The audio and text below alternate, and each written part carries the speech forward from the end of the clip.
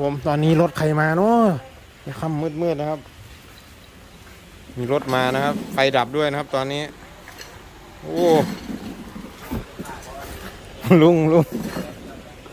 น่าจะลุงนะครับลุงมาแล้วนะครับผมแล้วก็บ่าวนุ่งกินน้ำเย็นนะครับผมเย็นประแสตัวสายเย็นเดี๋ยวว่าเห็นนะตึบนี่นะครับไฟดับเด้อครับล่าสุดครับเราจะกินข้าวใต้แสงจันทร์นะครับวันนี้นี่ภาษาใส่หม้อแบตแล้วนะครับเดี๋ยวจะไปใต้กบนะครับตอนนี้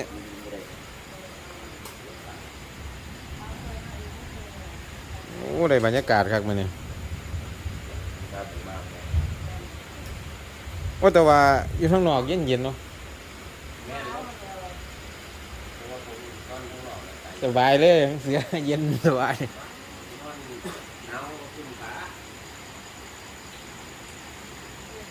นี่นะครับพร้อมแล้วโอ้หอมเลยวะ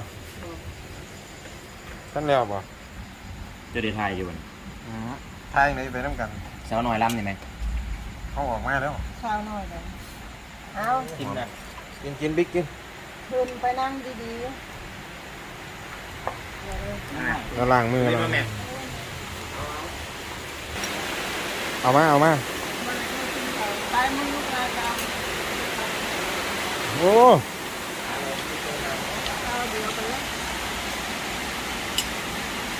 คือ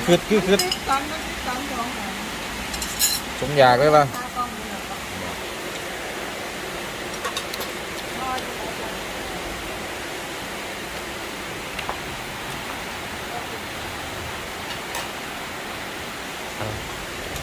เป็นไรนุ๊แซ่บเลยเห็นหุ่งอยู่หรือเปล่าเหลี่ยมตาเปิดแฟลชเหลือแล้วเปิดดีป่ะเห็นว่าเดินจริง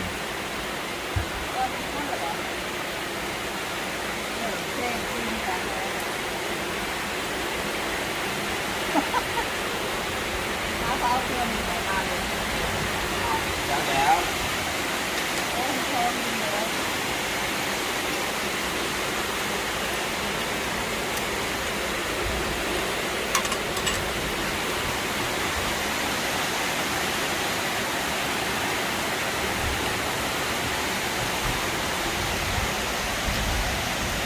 ต่อการตังนี่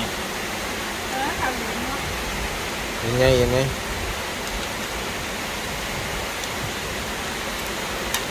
ลืมกินโรตีแล้วเนี่ยให้รถ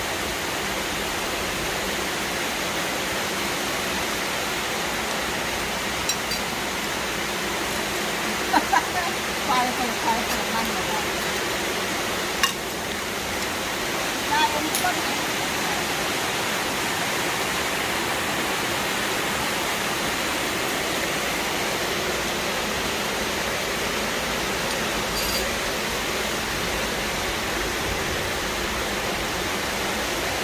เสียวเลยข้าวในรายการนะฮะเราเป็นไฟของทางของมันไฟของลุงเพิ่งเข้ามาจากนานะครับเรียกแล้วเมื่อกี้เรียกลุงแล้วนะครับไปตั้งของเราเป็นอยู่ถ้าคอมนั่น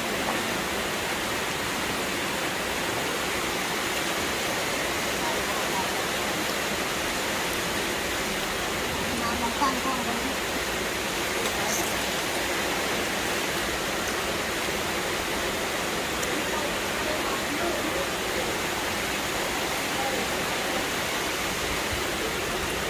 3 ทุ่มแล้วก็นอนอยู่กันของไอ้ว่า4 ทุ่มมั้งบริบีไฟความได้ยินอยู่ว่าจะลงไฟเอาเลยปล่อยเลยใจแล้ว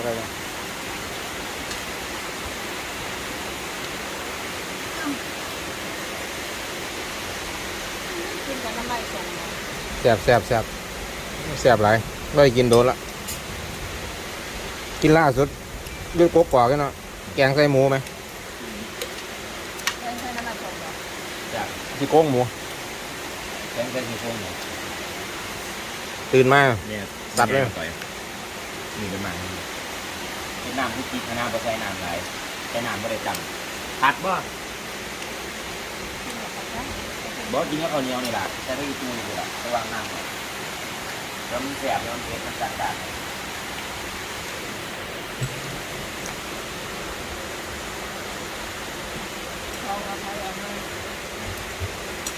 จะเห็นหนึ่งกระทรวงเขาเจ้าไปตั้งอยู่ตะเกียงอย่าง เห็นเห็น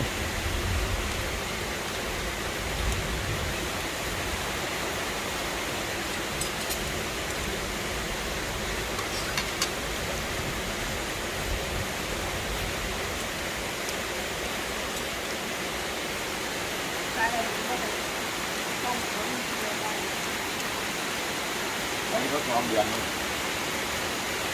เสือเอากินบ่ เนี่ยมันค่อย นี่แหละเขาญาติตัวละร้อยกว่าบาทไก่ ก็ใกล้กันอยู่ละ เนื้อแล้วเลย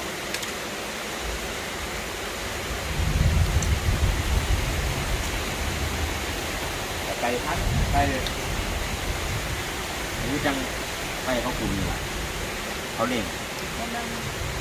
ไปเข้าไปเนื้อนี่เดียว หนังเรื่องมันเขาท่าสีเอาขมิ้นเลยตรงขมิ้นเขาท่าสีงาม ทำมือบอกว่าเป็นไก่หรือเปล่า หัวพี่เก่าละในหนังมันเงางามขนาด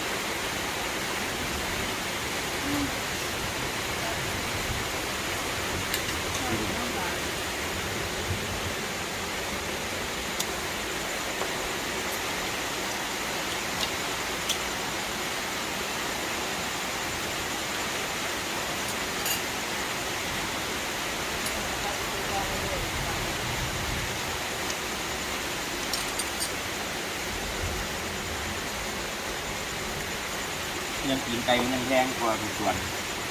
ของไก่วะ นี่หมดแล้ว